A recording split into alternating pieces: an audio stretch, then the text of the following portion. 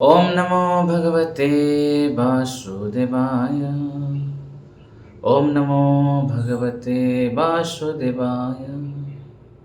ओम नमो भगवते वासुदेवाय।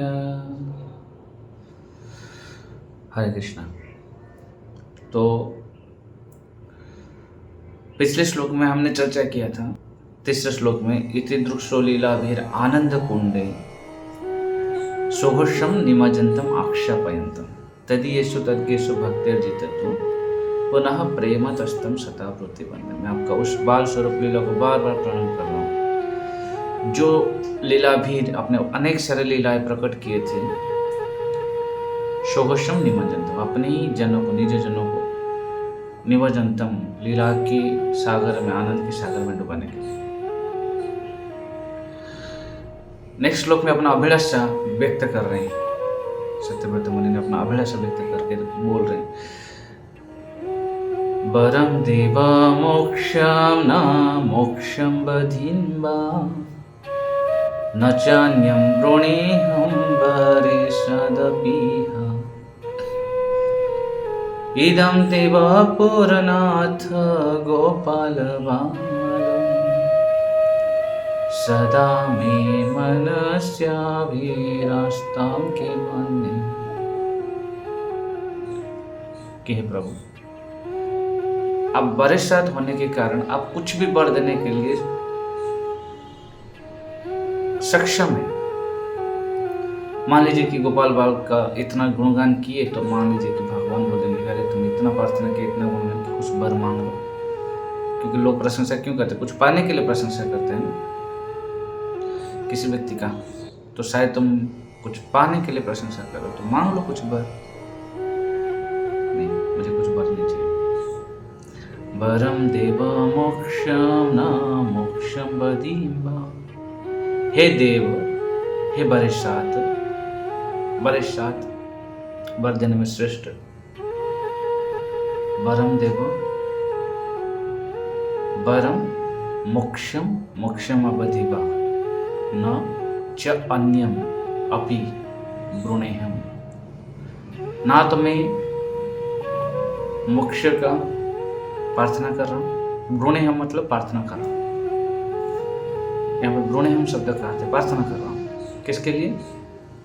ना मोक्ष का, ना मोक्ष अवधि, मोक्ष का श्रेष्ठ स्थान वैकुंठ आदि का, ना च अन्य अपि। अन्य अपि मतलब जैसे कि वैकुंठ के ऊपर और क्या मोक्ष हो सकता है। वैकुंठ के ऊपर में जो वर है वो है श्रवण आदि भक्ति, नवदा भक्ति। नवदा भक्ति के द्वारा भक्त बड़े आनंद में रहते हैं। क्योंकि जब वैकुंठ के ऊपर जाएंगे, गोलोक वृंदावन में क्या होता है? श्रवण कीर्तन, भगवान का गुणगान कीर्तन हमेशा होता है। उसी में भक्तों के संत में, रसिक जनों के संत में कुछ भक्तों का प्रार्थना होता है कि मुझे रसिकों के साथ, भक्तों के साथ, बहन की प्रहलाद और ध्रुव तक यही प्रार्थना की थी कि हमको रसिक भक्तजनों के साथ रहना है। उसमें आपका गुणगान लीला कथा श्रवण करके हम बड़े आनंद में रहेंगे, सुसुख। तो यहाँ पे सत्यव्रत बोले मुझे कुछ नहीं चाहिए। वरम देव मोक्षम वा मोक्षम बधिवा। ना मोक्ष चाहिए, ना मोक्ष का अवधि चाहिए, वैकुंठ चाहिए, न च अन्यम, ना और कोई वृणेहम। मैं प्रार्थना कर रहा हूँ वरिष्ठाद, हे वर देने में श्रेष्ठ। वरिष्ठाद अपि इह, अपि हे वरिष्ठाद अपि, हे वरदान में श्रेष्ठ। अपि मतलब अन्य च अपि, न और कुछ वरदान में मांगो। तो क्या मांग रहे? इह, ये इदम ते वपुरनाथ गोपाल बालम। ये जो आपका गोपाल बाल स्वरूप है, सदा में मनस्याभि रास्ताम की मंदिर। मेरा एक अभिष्ट है कि ये आपका जो गोपाल बाल स्वरूप बपू है वो सदा सर्वदा मेरे मन में, मेरे चित्त के प्रांगण में उदित। सदा में मनस्याभि अष्टम किम अन्य, और कुछ नहीं चाहिए। मुझे क्या चाहिए? इदम ते वपुरनाथ गोपाल बालम। गोपाल की जो बाल स्वरूप है वो मेरे मन में सदा सर्वदा प्रकट हो। इतना ही प्रार्थना है, कुछ नहीं चाहिए मुझे। ओनली गोपाल स्वरूप मेरे मन में प्रकट। ऐसा वर क्यों मांगे? जनरली लोग मुख्य मांगते हैं, है ना।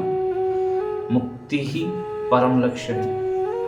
समस्त वेद शास्त्र बोलते धर्म अर्थ काम मोक्ष चतुर्थ पुरुषार्थ है मुक्ति। धर्म करोगे मतलब ड्यूटी करोगे, धर्म मतलब ड्यूटी कर्तव्य करना है, उसमें अर्थ मिलेगा। अर्थ में आप अपना कामना पूर्ति करोगे, कामना पूर्ति कर करके जब आप थक जाओगे तब आप मुक्ति पाने के लिए इच्छा करो। तो इतना सारा शास्त्र क्लियरली बोलते हैं अल्टीमेट जीवन का लक्ष्य मुक्ति पाना। मुक्ति को ही मुक्ति मतलब इस जगत से छुटकारा पाना। मुझे जगत से छुटकारा पाने की कोई आवश्यकता नहीं। कौन बोल रहे हैं? सत्य। नेक्स्ट, मोक्षम अवधि, मुख्य के अवधि। अगर मुक्ति पा लिया मतलब सत्व रजो तमो त्रिगुणात्मिक जगत से बंदी होने के नाते जीवात्मा कष्ट पा रहा है, दुख पा रहा है। भगवद्गीता में भगवान बोलते कि ये जीवात्मा मेरे ही अंश है। मामे वंश जीवलोक जीवभूत सनातन काल से इस जगत में रहकर मनसष्टानी इंद्रिय यानी प्रकृति स्थानी कर सकती।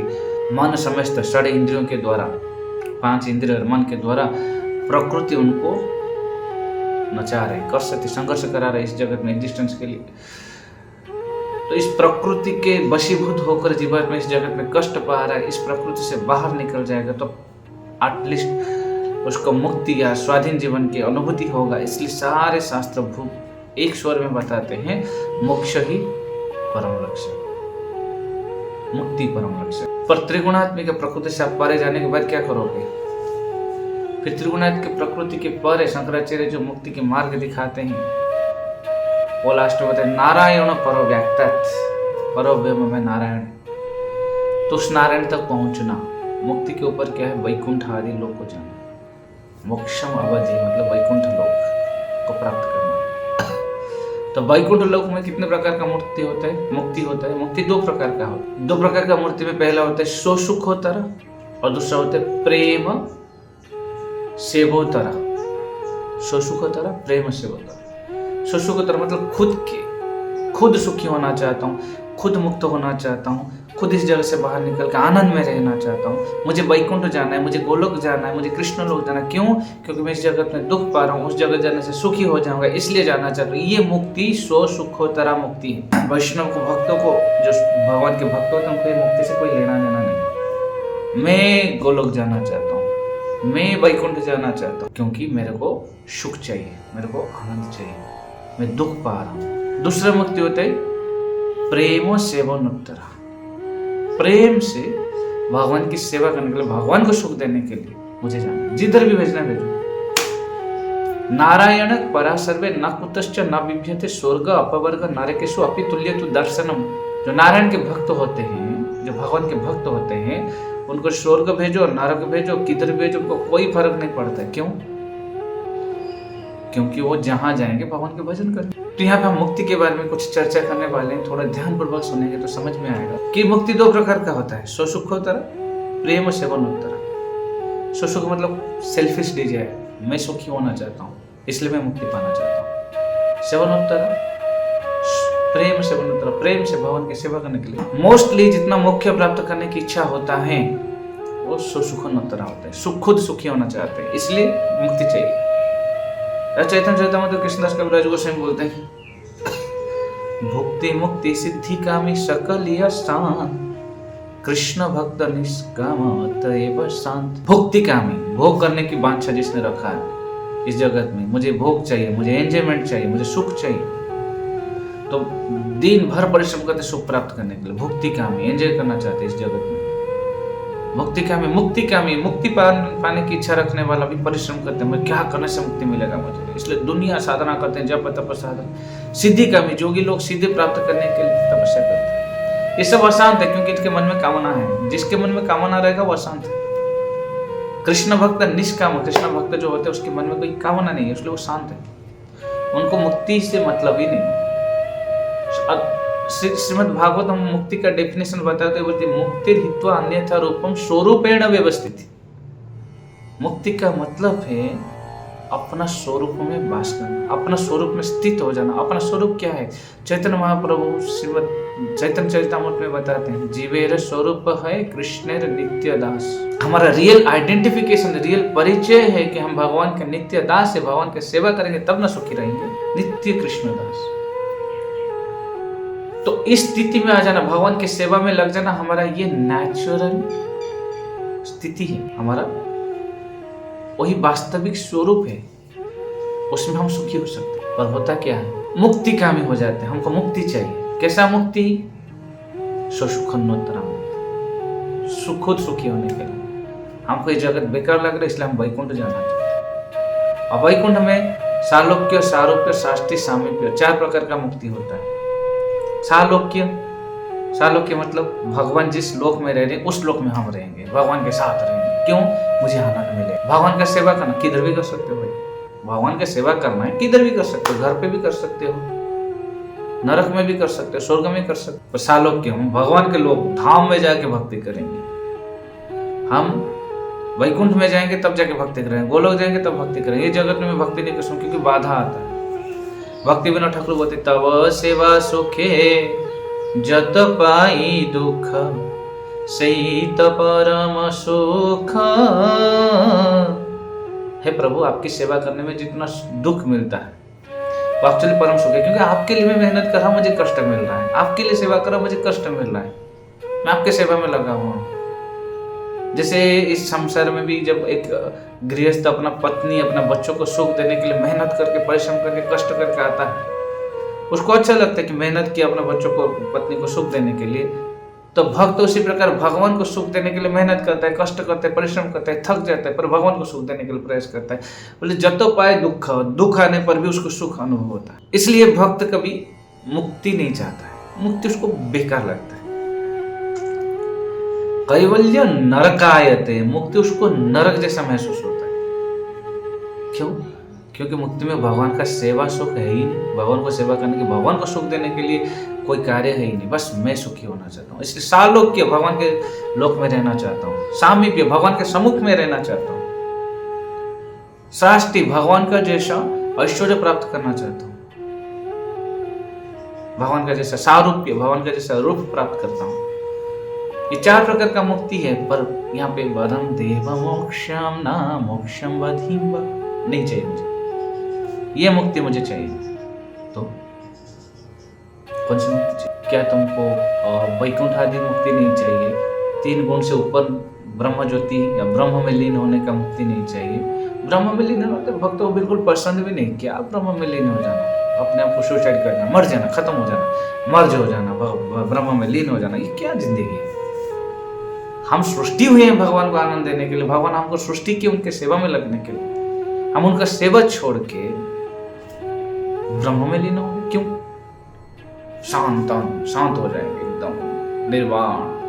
नहीं, भगवान का सेवा में परम सुख है। इसलिए भक्तों को सुख नहीं चाहिए, निर्वाण नहीं चाहिए, कि सालोक्य, साष्टी, सामीप्य, सारूप्य मुक्ति नहीं चाहिए, कि वैकुंठ लोक में रहने का मुक्ति भी नहीं। जिधर भी भेजेंगे भक्त लोग वहां पे क्या करना चाहते हैं? भक्ति करना चाहते हैं, भजन करते हैं, भगवान का सेवा करना। श्रीमद् भागवत में वृत्रासुर बोलते हैं न नाकपृष्ठं न च पारमेष्ठ्यं न सार्वभौमं न रसाधिपत्यं न योगसिद्धिर्न पुनर्भवं वा सामंजस्यत्वं विरहस्यकं न च सार्वभौमं न रसाधिपत्यं। मुझे कुछ नहीं चाहिए। भक्त होते हैं वो कुछ नहीं मांगते हैं, मुझे कुछ नहीं चाहिए। आपके चरण को छोड़ने के बाद ना तो मुझे स्वर्ग चाहिए, ना रसातल चाहिए, ना एक क्षेत्र राज्य समग्र भूमंडल चाहिए, ना पृथ्वी में राज करना चाहता हूँ, ना वैकुंठ में जाना चाहता हूँ, ना नरक में जाना, किधर भी नहीं जाना चाहता। आपको चरण को छोड़ने के बाद हम किधर नहीं जाना, बस आपके चरण में बैठकर आपके भजन कीर्तन करने की सौभाग्य प्राप्त हो, कुछ नहीं चाहिए। पर यहाँ पे सत्यव्रत मुनि ने वैकुंठ न मुख्यम अवधि, वैकुंठ है उसको भी नहीं चाहते, फिर बोलते हैं न च अन्य अपे। तो वैकुंठ की अवधि तो नहीं चाहिए, तो यहाँ पे सत्यव्रत मुनि ने मोक्ष नहीं चाहते, मोक्ष की अवधि वैकुंठ आदि नहीं चाहते हैं। उसके बाद बोलते न च अन्य अपी। अन्य अपी मतलब वैकुंठ में जाने के बाद भक्त क्या करते हैं? श्रवण कीर्तन आदि करता है। और श्रवण कीर्तन नवदा भक्ति को भी नहीं चाहते। अब नवदा भक्ति क्यों नहीं चाहते? क्योंकि हर एक भक्ति का इच्छा तो नवदा भक्ति, श्रवण कीर्तन, विष्णु स्मरणम, पाद सेवनम, अर्चनम, वंदनम, दास्यम, साख्यम, आत्म निवेदनम इति पुंसर पिता विष्णु भक्ति चेत नवलक्षण। ये 9 लक्षण है भक्ति का। तो ये नवदा भक्ति भी सत्यव्रत मुनि को नहीं चाहिए। तो क्या चाहिए? नवदा भक्ति क्यों नहीं चाहिए? बोलते नवदा भक्ति सारे भक्त का श्रोते, यहाँ पे सत्यव्रत मुनि स्पेसिफिक इच्छा कर रहे हैं, और सारे भक्तों का इच्छा है कि वो किधर भी जाए, उनको कोई नहीं फर्क पड़ता है, चाहे स्वर्ग भेजो चाहे नरक भेजो, जहां भेजो वहां पे बैठ के भगवान के नाम गुण कीर्तन करेंगे, उसी से उनको आनंद मिलेगा। तत्र नाम रूप चरितादि सुकीर्तनानु स्मृत्यो क्रमेण रसना मनसी नियोज्य तिष्ठन् ब्रजे तदनुरागी जनानुगामी कालम नये दखिल मित्युपदेश सारम। समस्त उपदेश का सार क्या है कि ब्रज में भक्तों के समाज में रहकर भगवान के नाम गुण कीर्तन आदि लीला में अपने आप को नियोजित करना, समस्त उपदेश का सार। अर्थात साधु संगे हरि कथा यही मात्र चाहिए, संसार जनितार कौन वस्तु। साधु संग में हरि कथा चाहिए, चाहे वो प्रहलाद हो, चाहे ध्रुव हो, चाहे वृत्रासुर हो, चाहे अम्बरीश हो, चाहे जितना भी भागवत में वर्णन आते भक्तों के चरित्र, समस्त भक्त एक ही स्वर में एक साथ में एक ही प्रार्थना की कि मुझे भक्तों के संग में हरि कथा सुनने को सुजग ऐसा मुक्ति चाहिए, और मुझे मुक्ति की कोई जरूरत नहीं, जिधर भी जाऊं। भक्ति विनोद ठाकुर अपने भजन में लिखते हैं, प्रभु तब पद जुगे मोर निवेदन। हे प्रभु, आपकी पद जुग में, आपके चरण कमल में मेरा एक ही निवेदन है, नाही मागी देह सुख विद्या धन जन। ना तुम्हें देह सुख मांग रहा हूं, शारीरिक सुख मांग रहा हूं, ना विद्या मांग रहा हूं, ना धन मांग रहा हूं, ना फॉलोअर मांग रहा हूं, कुछ नहीं चाहिए। नाही मागी स्वर्ग मोक्ष नाही मांगी। ना तो मैं स्वर्ग मांग रहा हूं, ना तो मोक्ष मांग रहा हूं, ना करे प्रार्थना कोनो विभूति रला। ना तो मैं कोई विभूति के लिए, कोई सिद्धि के लिए, कोई शक्ति के लिए, कोई सामर्थ्य के लिए मैं प्रार्थना। निज गुण कर्म दोषे जे जे जन्म पाई। अपना जन्म और कर्म के दोष, गुण और कर्म के दोष से जो भी जन्म मुझे मिले, जन्मे जन्मे जेनो तब नाम गुण गाई। हे प्रभु, बस जन्म जन्म में यही मात्र आशा ममा तुम्हारा चरणे। यही मात्र आशा है मेरे, इतना ही आशा है आपके चरण में। अहेतु की भक्ति रहो सदा अनुक्षण। बस आपके चरण में अहेतु की भक्ति रहे। भक्ति कितना नवदा लक्षण, किधर भी रहूं, पशु पक्षी होए थकी स्वर्गे बानी रहे। चाहे मैं पशु बनूं, चाहे पक्षी बनूं, चाहे कीड़ा बनूं, मकोड़ा बनूं, कुछ भी बनूं, चाहे स्वर्ग में रहूं, चाहे नरक में रहूं, किधर भी रहूं, तब भक्ति रहो भक्ति विनोद हृदय। हे प्रभु, बस आपकी भक्ति में रहे, हृदय में रहे। मैं जहां पे भी रहूं आपका गुण कीर्तन करूं, नवदा भक्ति कीर्तन करूं। सारे भक्तों की एक ही मात्र प्रार्थना है, ननाक पृष्ठम न च पारमिष्टम।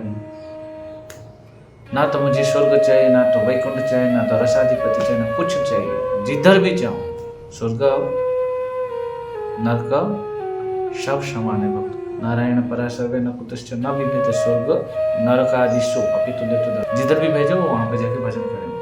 प्रभुपाद बोलते हैं टाइपराइटर को स्वर्ग भेजेंगे तो क्या हो, कट कर क्या। टाइपराइटर को जिधर भेजोगे वो टाइपराइटिंग ही करेगा। भक्तों को जिधर भेजोगे भगवान का सेवा ही करेगा, भक्ति ही करेगा, भजन ही करेगा। तो इसलिए वैकुंठ के परे क्या है, नवदा भक्ति, क्योंकि वहां पे नाम संकीर्तन होता है। इसलिए महाप्रभु चैतन्य महाप्रभु इस जगत में अवतरित होकर गोलोक वृंदावन का नित्य कार्य को प्रकट कराए। भगवान कृष्ण जब लीला दर्शन कराने के लिए आए थे तो सारा गोपियां ब्रजवासी इस जगत में आके सब लोग कृष्ण का कैसे सेवा करते हैं वो बताए।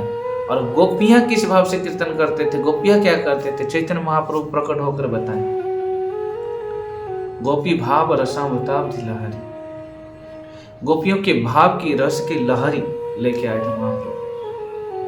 किस प्रकार गोपियां भगवान के नाम संकीर्तन में डूबे रहते थे हमेशा।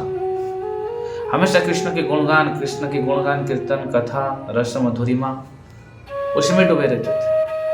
ये महाप्रभु आके नाम संकीर्तन के द्वारा प्रकट करा है जगत में कि कैसे गोलोक में हमेशा श्रवण कीर्तन होता है। गोलोक एक ही कार्य है, श्रवण कीर्तन, और गोलोक का श्रवण कीर्तन को प्रकट करा है। तो वैकुंठ के ऊपर गोलोक में मुक्ति क्या है? श्रवण कीर्तन। श्रवण कीर्तन को पाने के लिए सारे भक्तों की अभिलाषा है, क्योंकि जिसने श्रवण कीर्तन में रुचि उत्पन्न कर लिया वो गोलोक जाने की अधिकारी। वहां पे भगवान का गुणगान होता है, वहां पे और किसका गुणगान है? सिर्फ भगवान का गुणगान। तो श्रवण कीर्तन के रुचि तो कई सारे भक्त मांगते मुझे सिर्फ तव भक्ति रहो, भक्ति भी न, मुझे भक्ति चाहिए, मुझे नवदा भक्ति चाहिए। पर यहाँ पे सत्यव्रत मुनि बोलते श्रवण आदि नवदा भक्ति भी मुझे नहीं चाहिए। अरे नवदा भक्ति क्यों नहीं चाहिए? क्योंकि भक्ति भी जो नवदा लक्षण है, नवदा भक्ति भी दो प्रकार किया जाता है। गीता में भगवान बोलते जे जथामाम प्रपद्यन्ते ताम तथैव भजाम्यहम्। आप किस भाव से भक्ति कर रहे हो वो इंपॉर्टेंट है। तो दो प्रकार का भक्ति होता है, एक होते रागानुगा भक्ति, एक होते वैधि भक्ति। तो वैधि भक्ति मतलब उसमें साधक का अनर्थ होता है, साधक का इच्छा नहीं होता है, साधक का भावना, साधक को भक्ति को अप्रोच करने की तरीका, भावना सब अलग होता है। तो वैधि भक्ति के अनुसार जो फल मिलता है मोस्टली वैकुंठ तक है, और रागानुगा भक्ति के फल गोलोक तक है। वैधि भक्ति मतलब भगवान का ऐश्वर्य, भगवान को डरते हुए, डर के मारे विधि नियम कानून के अनुसार जो भक्ति किया जाता है, और उसको करते करते करते करते साधक जब रागानुग भक्ति में आ जाते हैं, भगवान से आसक्त हो जाते हैं, भगवान ही चाहिए और कुछ नहीं चाहिए मुझे, तो उसको बोलते हैं रागानुग भक्ति। तो भक्ति भी दो प्रकार के होते हैं, साधक के भाव के ऊपर डिपेंड करते हैं, कौन सी भाव से वो भक्ति कर रहे हैं, उसी के अनुसार उसको फल मिलता है। इसलिए उसमें डर है, कहीं मेरा भाव गड़बड़ हो गया तो शायद मैंने उस भक्ति में वैकुंठ तक जाऊंगा। पर मुझे वैकुंठ जाएंगे तो विष्णु का, भगवान विष्णु चतुर्भुजधारी भगवान विष्णु का सेवा करना है, और उस विष्णु विग्रह का दर्शन करना होगा, और विष्णु विग्रह के सेवा करना होगा। पर मुझे ना ये बाल स्वरूप इदम ते बपुरनाथ गोपाल बाल, ये जो गोपाल बाल स्वरूप है, सदा में मनस्याभिरस्त, वो हमेशा मेरे मन में प्रकट हो, मेरा मन में उदित हो। मुझे ये प्रार्थना है। तो ना तो मुझे मुक्ति चाहिए, ना तो वैकुंठ चाहिए, ना वैकुंठ के अधिपति, ना वैकुंठ के अवधि अर्थात श्रवण कीर्तन आदि भक्ति चाहिए, ना तो मुझे इस सबसे कोई मतलब है। मुझे क्या चाहिए? इदम ते यह बपुनाथ, ये जो आपके बाल स्वरूप है, गोपाल बाल स्वरूप जो बपू है वो मुझे चाहिए। वो जो कंदर्प कोटि कमनीय सुंदर सौंदर्य माधुर्यमय स्वरूप आपका है, वो स्वरूप सदा मेरे मन में प्रकट हो। कौन सी स्वरूप? न जो बाल गोपाल माँ के भय से सिसकते होकर रुदंत मोहर नेत्र अपने दोनों आंखों को मांसते हुए जो डरे हुए हैं, माँ को बोलते मुझे मत मारी, और माँ उनको ताकीद कर रहे हैं, उनको डांट रहे हैं, उनको शासन कर रहे हैं, और भगवान डरे हुए हैं। ऐसे अद्भुत सौंदर्यमय बालक स्वरूप जो वो जो छोटे से बालक जो यशोदा मैया का वात्सल्यमय रस में डूबकर अपना ऐश्वर्य भगवता को भूल कर अपने छोटे बालक समझकर अपने आप को ब्रज में घूम रहे, वो बाल स्वरूप मेरे मन में हमेशा प्रकट। नेक्स्ट श्लोक में बताएंगे उस बाल स्वरूप में भी क्या प्रकट होना चाहिए मेरे मन में। उस शरीर में वो एक तो कंदर्प कोटि कमनीय स्वरूप है, सारे हजार करोड़ करोड़ कंदर्प जिस स्वरूप को देखकर बेहोश हो जाते, इतना सौंदर्य माधुर्यमय स्वरूप है। उस स्वरूप में भी पूरा शरीर में उनको मुख कमल दर्शन करने की इच्छा है। नेक्स्ट श्लोक में बताएं, वर्णन आता है, महारानी कुंती बोलते हैं, विपद संतुत सस्य तत्र तत्र जगत गुरु भवतो दर्शनम यस्याद अपुनर्भव दर्शनम। जिनका दर्शन हो जाने पर अपुनर्भव दर्शनम, और इस भौतिक जगत को आना नहीं पड़ेगा, या भौतिक बंधन में बंधना नहीं पड़ेगा, बस भगवान का दर्शन हो जाए। और सत्यव्रत मुनि बोलते सिर्फ दर्शन हो जाए नहीं, क्षणिक दर्शन मुझे नहीं चाहिए, सदा में मनस्याभिरस्तं के मन में, मेरे मन में सदा के लिए यही बाल स्वरूप रहे, जिसको मैं बार बार देखता रहूं। महारानी कुंती बोलते विपद आता है तो भगवान आते, इसलिए विपत्ति आए, ताकि भगवान आएंगे, भगवान को देख लूंगा तो अपुनर्भव दर्शनम, भगवान मुझे बचाने आएंगे तो मुझे फर्क नहीं पड़ेगा। क्योंकि विपत्ति होने से भगवान को बचाना आता है, क्योंकि जैसे माँ अपना बच्चे को टेक केयर करते हैं, बच्चे के ऊपर विपत्ति आता है तो माँ किधर भी काम करे भाग के आते हैं बच्चे के पास। सिमिलरली जो भगवान के भक्त होते हैं, भक्त जब तक शांति में रह जाए, कुछ नहीं कर रहे, भगवान अपने जगह पे ठीक ठीक मेरे भक्त खुश है। अगर भक्त के ऊपर विपत्ति आते है तो भगवान कितना भक्तों को प्रेम करते हैं, उस समय भगवान का प्रेम प्रकट होता है। तो भक्तों के ऊपर विपत्ति पड़ते ही भगवान के अंदर में भक्तों के प्रति क्या भाव है, क्या प्रेम है, प्रकट हो जाता है। इसलिए भक्त हमेशा बोलते हैं मुझे विपत्ति दीजिए, क्योंकि विपत्ति में आप आते हैं। भगवान का जो प्रेम इग्नाइट तब होता है, वह प्रज्वलित तब होता है, वो प्रेम तब दिखता है जब भक्तों के ऊपर विपत्ति आता है। इसलिए महारानी कुंती बोलते मुझे विपत्ति चाहिए तो भगवान को दर्शन करूंगा। पर सत्यव्रत मुनि बोलते पता नहीं विपत्ति में आपको भूल जाऊं, इसलिए सदा में मनुष्याभिरस्तम की आपका ये बाल स्वरूप मेरे को वरदान देना चाहते हैं, यही वरदान दीजिए कि मैं हमेशा इस बाल स्वरूप को मेरे मन में दर्शन, अगर इस बाल स्वरूप को मैं मन में दर्शन करूंगा तब क्या होगा, पुनर्भव दर्शन। बुद्धिमान देखो, चाहे वो मोक्ष हो, चाहे वो वैकुंठ धाम की मुक्ति हो, बस मुख्याधिपति नवदा भक्ति की मुक्ति हो, कुछ भी हो, कोई भी वरदान कौन देने वाला, भगवान कृष्ण। तो भगवान कृष्ण के वर में आसक्त रहना चाहिए कि कृष्ण में आसक्त रहना। एक बार एक राजा के 3 रानियां थे, तो राजा ने कहीं बाहर गए थे तो एक पत्र लिखे थे, कौन कौन रानी को क्या क्या चाहिए बोलो, वो हम ले आते वक्त ले आएंगे। कोई रानी बोला कि मेरे लिए डायमंड नेकलेस लाना, कोई रानी बोले ना मेरे लिए ढिंकी बगल जो भी अलग चीज़ लेके आना। पर सबसे छोटे रानी थे, बड़े चतुर थे, बोले कि बस मुझे आप चाहिए। तो बुद्धिमान कौन है, जो राजा का डायमंड नेकलेस चाहिए या सोने की हार चाहिए कि स्वयं राजा को चाहिए। तो यहाँ पे सत्यव्रत मुनि ने बोले मुझे आपके वर पर से कोई मतलब नहीं, आप वरिष्ठ हो, आप वर देने में श्रेष्ठ हो, आप कोई भी वर मांगोगे आप दे सकते हैं, पर वर दे के भगवान चले जाएंगे, ठगा देंगे। मुझे वर नहीं चाहिए, मुझे आप चाहिए। इदम ते वपुरनाथ गोपाल, ये जो आपका बाल स्वरूप गोपाल वाला है ना, सदा में मनस्य, मेरे मन में आप हमेशा प्रकट रहो, मैं हमेशा आपको देखते रहूं, क्योंकि आपको देखूंगा तो दुनिया को नहीं देखूंगा, दुनिया के माया जाल में नहीं पड़ूंगा, मुझे आपको दर्शन करना है। तो अगर वर देना है तो ये वर दीजिए। सुंदर प्रार्थना। तो ना तो वरम देव मोक्षम न मोक्षम वदि न चान्यम वृणेहम वरे सदपि इदं ते वपुरनाथ गोपाल बाल सदा मे मनस्याभिरस्त। और कोई ऐसा नहीं है, और कोई आकांक्षा नहीं है, एक ही मात्र आकांक्षा है, ये बाल स्वरूप सदा में मनुष्य मेरे मन में, मेरे मानस पटल में हमेशा विराजमान कर, मैं नित्य इसी बाल स्वरूप का दर्शन करूँ, और कुछ नहीं चाहिए। मुझसे मुक्ति से क्या मिलेगा, मुझे भक्ति से, भक्ति का फल आप ही हो, आप ही चाहिए। और आपको दर्शन करते हैं, आपके इस बाल स्वरूप को दर्शन करके आना। स्पेसिफिक प्रार्थना है, सारे भक्तों का अलग अलग प्रार्थना होता है, पर यहाँ पे सत्यव्रत मुनि का एक स्पेसिफिक प्रार्थना है कि मुझे आपके दर्शन हो, नित्य आपके दर्शन। तो नेक्स्ट श्लोक हम अगले बार चर्चा करेंगे नेक्स्ट क्लास में, जिसमें बताएंगे ठीक है बाल स्वरूप को तो चाहिए, बाल स्वरूप को दर्शन करना चाहता हूँ, उस बाल स्वरूप में भी कौन सी पार्ट मेरे मन में हमेशा रहे। इदम ते मुखाम भोजन, तो हम नेक्स्ट क्लास में चर्चा करेंगे। जय जगत गुरु श्रील प्रभुपाद की जय, अनंत कोटि वैष्णव भक्त वृंद की जय, निताय गौर।